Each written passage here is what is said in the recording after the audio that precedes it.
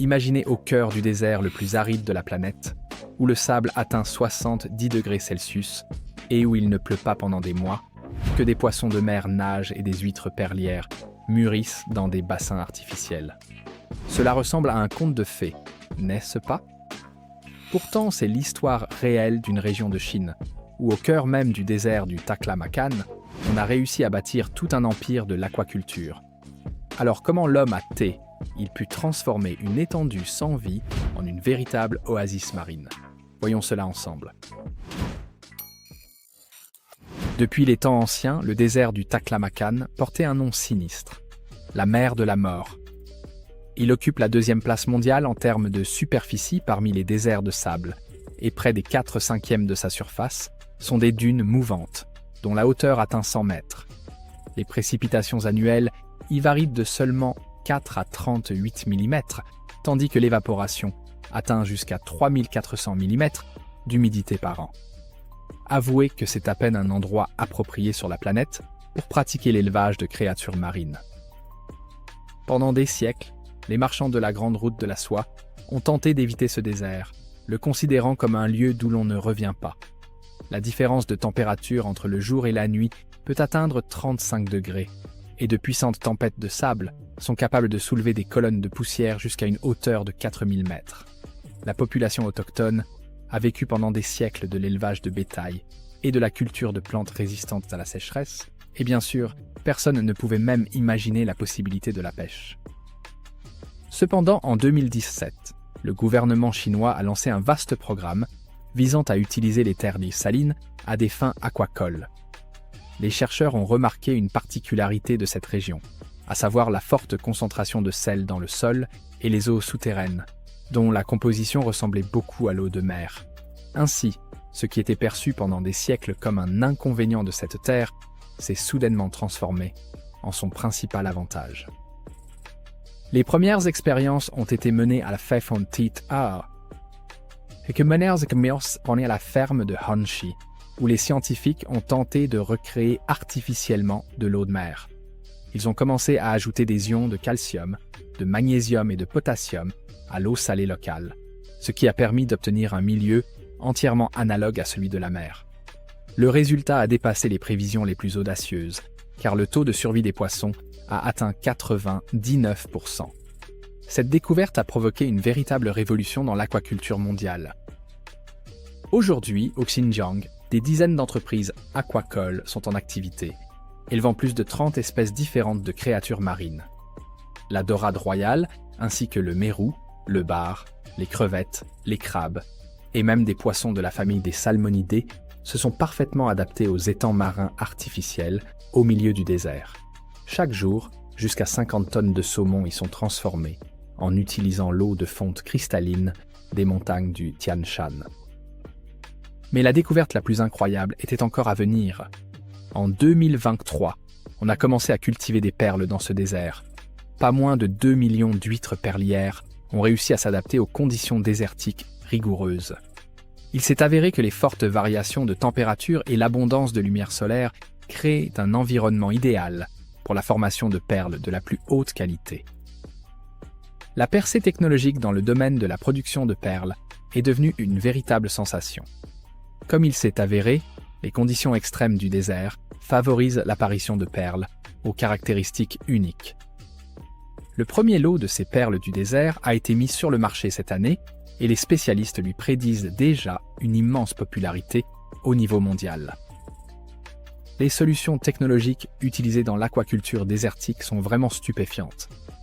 Des systèmes de surveillance intelligents contrôlent en temps permanence la température de l'eau, la maintenant entre 20 et 30 degrés. Leurs propres stations météorologiques fournissent des prévisions précises pour 48 heures, avertissant le personnel de l'approche de tempêtes de sable ou d'une chute brutale de température. Cela permet aux aquaculteurs de prendre à temps toutes les mesures de protection nécessaires. L'autosuffisance écologique de l'ensemble du système n'est pas moins impressionnante. L'eau circule constamment en circuit fermé, ce qui exclut toute pollution de la nature. Les déjections des poissons sont utilisées comme engrais organiques pour des espèces végétales rares dans les oasis. Des micro-organismes spéciaux, ajoutés à l'eau, forment un écosystème idéal, imitant parfaitement l'environnement océanique. Le résultat économique de ce projet a dépassé les attentes les plus optimistes. En 2025, le volume des ventes en ligne de produits aquacoles du Xinjiang a atteint 100 millions de dollars, ce qui a provoqué un véritable engouement sur le marché chinois.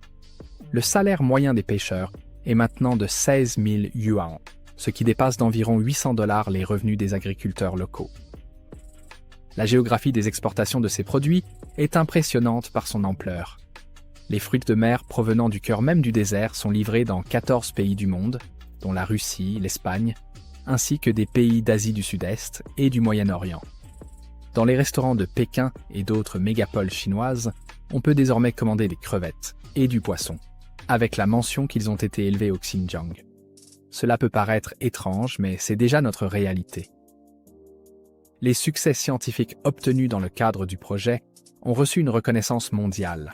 Les chercheurs chinois ont breveté plusieurs technologies uniques de création d'eau de mer artificielle, et elles sont maintenant étudiées par des scientifiques de différents pays.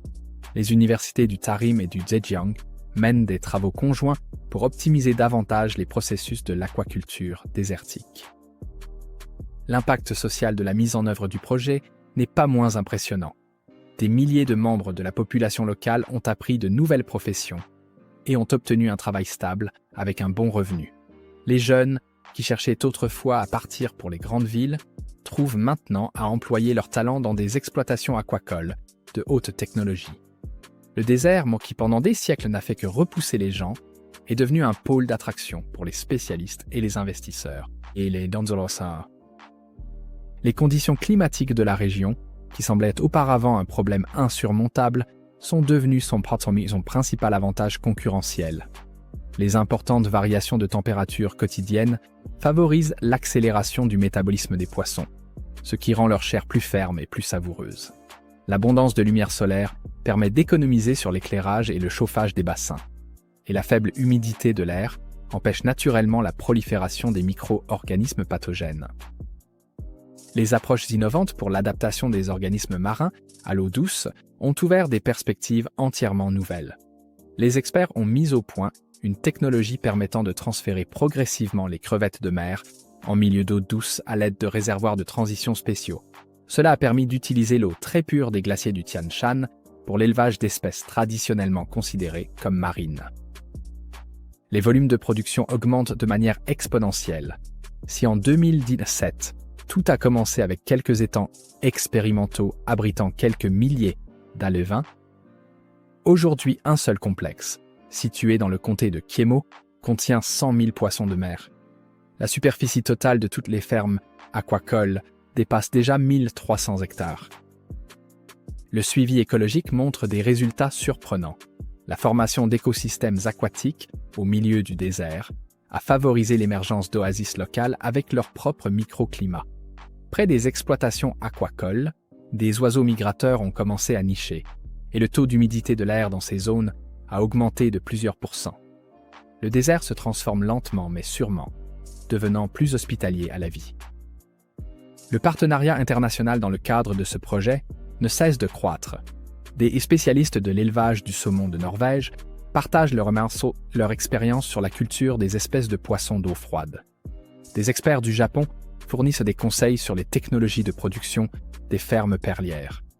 Et des ingénieurs d'Israël aident à optimiser les systèmes d'approvisionnement en eau en conditions arides. L'importance de ce projet pour la sécurité alimentaire de la Chine est difficile à surestimer. Face à une croissance démographique constante et à l'épuisement des ressources marines, l'aquaculture désertique offre de nouvelles sources pour la production d'aliments protéinés. Le Xinjiang a déjà pris la première place parmi toutes les régions du nord-ouest de la Chine en termes de volume de production aquacole. Les opportunités touristiques du projet ne sont pas non plus négligées.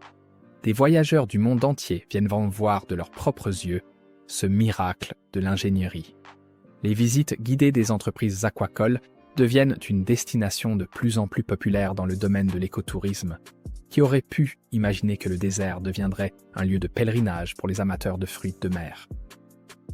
Le projet dans le désert du Taklamakan est devenu la preuve vivante que l'ingéniosité humaine peut transformer les conditions les plus défavorables en une source de prospérité.